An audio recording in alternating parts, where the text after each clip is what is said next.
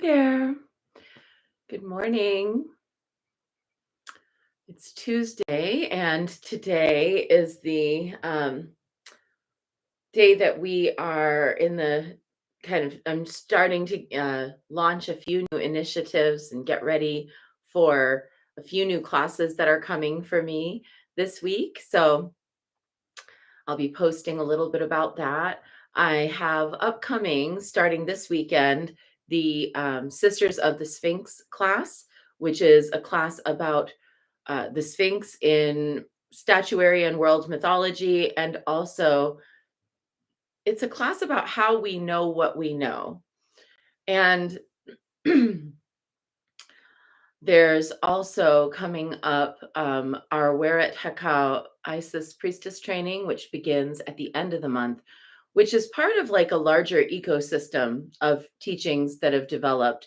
Now I kind of have this gathering of a couple different classes that have all, I don't know how to put it. It's almost like they're all branches of a tree. There's the Weret Hekau Isis Priestess training, the Sisters of the Sphinx class, the Lapis Philosophorum 7-day Isis working, and also the Icium that I've created in the Mount Shasta Goddess Temple, the House of Light. And then there's adjacent things like the Via Carmen Pythia program and the upcoming Serpentina class that I'll be co-teaching both of those with Priestess Divana. It's just a kind of an ecosystem forming in my work that I can't help but notice has really accelerated in the last 2 years. And I feel like being called on pilgrimage to Egypt last year and being there and doing some pretty heavy lifting, is the best way to put it during that trip. Just navigating the inner landscape and the things that were coming up and the things I was seeing and reconciling history and seeing things in person that I had only seen online and breaking the wall between them. All of that kind of happened for me last November. And I've just been kind of from there bringing all the pieces back together that I had previously had and didn't maybe realize that they all fit together. So that's what I'm working on this week. It's a big day today, especially. I've got a bunch of like writing and preparation to do. And I hope that wherever you are, wherever you're watching this, that you are doing great today, that you're feeling good, that you are healthy, happy, doing your good work, whatever it is in the world. That's all we can hope to do. It's the best we can do. And it's enough. So we're here for that. So let's dive in. We're going to start with our recitation of the Heart Sutra. Hi, Natalie. Good morning. Thanks for posting. And this is the Edward Kahn's translation of the Heart Sutra. Homage to the perfection of wisdom, the lovely, the holy. Avalokiteshvara, Holy Lord and Bodhisattva, was moving in the deep course of the wisdom which has gone beyond. He looked down from on high and beheld but 5 heaps, and he saw that in their own being they were empty. Speaking to his disciple, he said, "Here, O Shariputra, form is emptiness, and the very emptiness is form. Emptiness does not differ from form. Form does not differ from emptiness. Whatever is emptiness, that is form. The same is true of feelings, perceptions, impulses, and consciousness. Here, O Shariputra, all dharmas are marked with emptiness. They are not produced or stopped, not defiled or immaculate, not deficient or complete. Therefore, O Shariputra, in emptiness there is no form, nor feeling, nor perception, nor impulse, nor consciousness. No eye, ear, nose, tongue, body, or mind. No forms, sounds, smells, tastes, touchables, or objects of mind. No sight organ element, and so forth, until we come to no mind consciousness element. There is no ignorance and no extinction of ignorance, and so forth, until we come to there is no decay and death, no extinction of decay and death. There is no suffering, no origination, no stopping, and no path. There is no cognition, no attainment, and no non-attainment. Therefore, O Shariputra, it is because of this non-attainmentness that a bodhisattva, through having relied on the perfection of wisdom, dwells without thought coverings. In the absence of thought coverings, she has not been made to tremble. She has overcome what can upset, and in the end, she attains to nirvana. All those who appear as Buddhas in the three periods of time, fully awake to the utmost right and perfect enlightenment, because they have relied on the perfection of wisdom. Therefore, one should know the Prajnaparamita as the great spell, the spell of great knowledge, the utmost spell, the unequaled spell, a layer of all suffering. In truth, for what could go wrong? By the Prajnaparamita has this spell been delivered. It runs like this. Gate, gate, paragate, parasamgate, bodhi, soha. Gone, gone, gone beyond, gone altogether beyond. Oh, what an awakening. All hail. This completes the heart of perfect wisdom.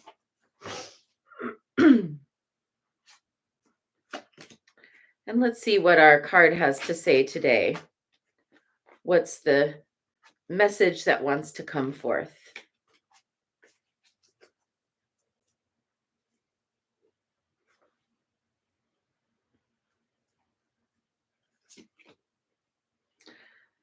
The passport to freedom is to watch your motives, which stimulate your endeavors. Are you being authentic with yourself, or are you driven? Driven behavior becomes repetitive with limited satisfaction, joyless martyrdom, and perfectionism. An authentic choice feels right and is deeply satisfying with no guilt, exhaustion, resentment, or loss of interest. Be guided by humility, discrimination, and the honesty of introspection. Allow time to contemplate, keeping so busy that you never have to think doesn't that you never have to think. Oh, keeping so busy that you never have to think. Sorry. Keeping so busy that you never have to think doesn't work. That one was hard. It's got a little semicolon. I'm going to read that sentence again. Allow time to contemplate. Keeping so busy that you never have to think doesn't work. Examining your motives for doing what you do will allow you to hear your inner truth, which leads to wisdom and to doing what's authentic for you. I am self-awareness, and my inner wisdom guides me. I create a peaceful presence around myself. Anyone who crosses my path receives blessings. I love this one. That feels really so aligned. So often we have the shadow motivations that guide us in what we are doing, and we don't necessarily always know we're guided by shadow manifestation or shadow motivations. We might be thinking, oh, I have this, this art that I want to do, and I love doing my art. And then someone says, oh, that's really good. You could sell that. And just as quick as a wink, it's so easy to turn from caring about your own art and doing your own art to whoosh, going in a whole other direction. And now you're doing it for the money. So you're doing what you think people want you to do rather than what your original awakening was. When we have an original idea towards something, an impetus towards something, that is where the real juice is, not in what we could monetize or what might be successful, or even not always in what other people want us to do. Sometimes it's good to answer the call. Sometimes when other people are bringing you an authentic request, they want your help with something, or they want you to produce something special because they know what you're capable of. That's great.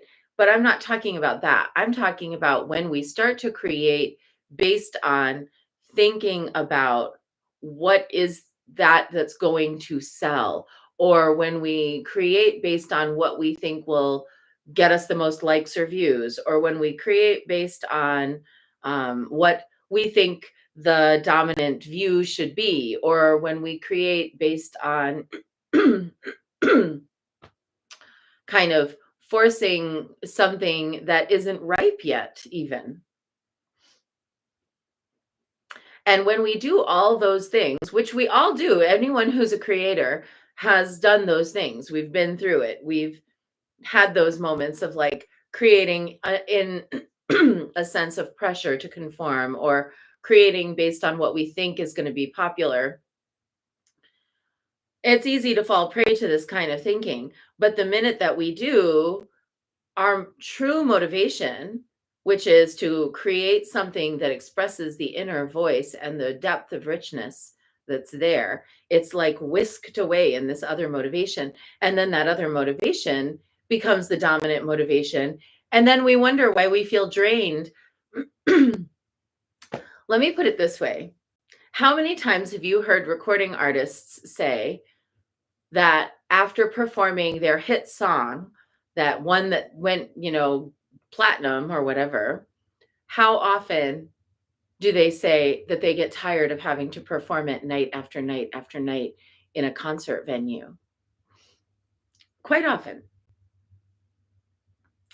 They'll change it up. They'll try to make it sound different. They'll speed it up. They'll slow it down. They'll add things. They'll take things away.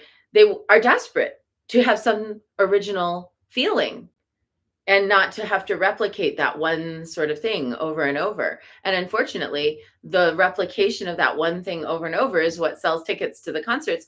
So people feel, like they have to do that. And you'll sometimes see that people experience burnout that way. I think we all know what it feels like to have something that we love, something that felt pure, something that felt whole, morph and stop feeling like it's fulfilling us because a shadow motivation has come in. Being able to identify that shadow motivation, when you find it, to whisk it out and to return to the state of, I create because I'm a creative. I create because my inner voice has something to say. I create because I have a vision. If we can return to that again and again, we will avoid the kind of poison of shadow motivation and the poison of being drained of loving what we do. So that's our short bit for today, if that's what you were here for. Now we're going to dive into our you're going to do our practice, and we're going to start with 3 prostrations before the shrine of Kuan Yin.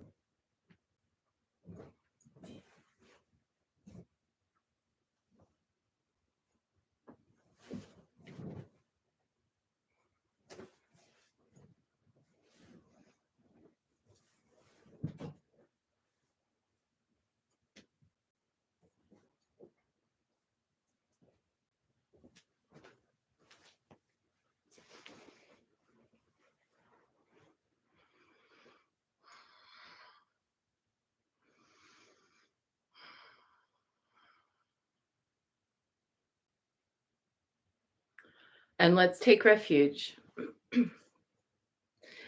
Namo Guru Be. I take refuge in the inner teacher. Namo Buddhaye. I take refuge in the great mother of compassion.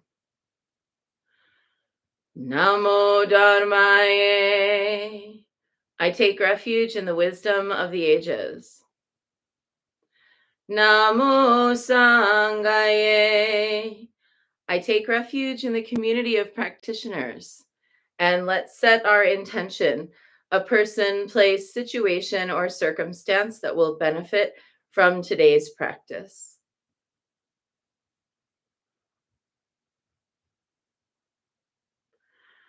There's been this little dog missing in my town. And the mom is posting every day. This little dog ran off on the eve of New Year's because somebody was lighting off fireworks nearby, and it spooked the dog, and the dog ran off into the night. And now the mom is looking for this dog. I think the dog's name is Ginger.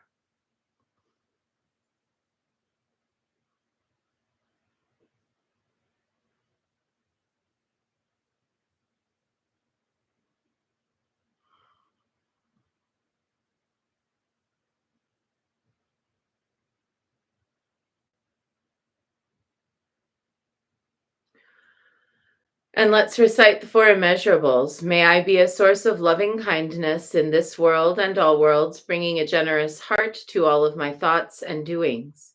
May I be a vehicle of compassion in this world and all worlds, ever mindful and aware of the tremendous suffering of others. May I be a brimming vessel of joy in this world and all worlds, delighting in the happiness of others as their suffering is alleviated. May I be a balance point of equanimity in this world and all worlds, seeing all as equals and all as deserving of goodness.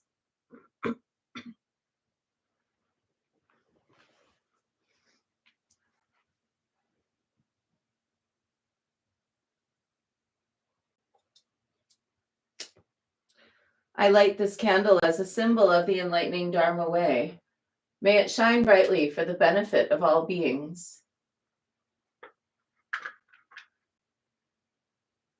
I light this incense as an offering to Kuan Yin, she who hears the cries of the world, mother of all.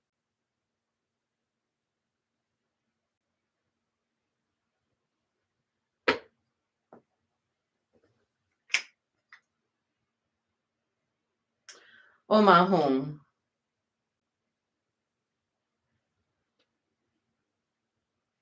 Omahum. Omahum. Omahum.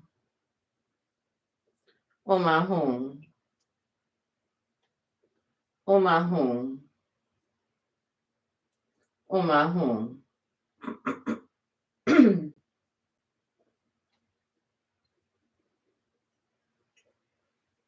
Omahum. Omahum. Omahum. Omahum. Omahum.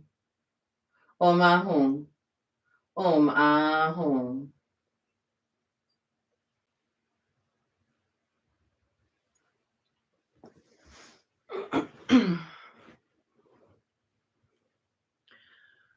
Reverently, I prostrate with my body, speech, and mind and present clouds of every type of offering, actual and virtual. I confess all my destructive actions accumulated since beginningless time and rejoice in the meditation of all holy and ordinary beings. Please, Kuan Yin, remain until the end of samsaric existence and turn the wheel of Dharma for sentient beings. I dedicate my own merits and those of others to the great enlightenment. 108 recitations now of Namo Kuan Yin Pusa, awakening Kuan Yin within our hearts.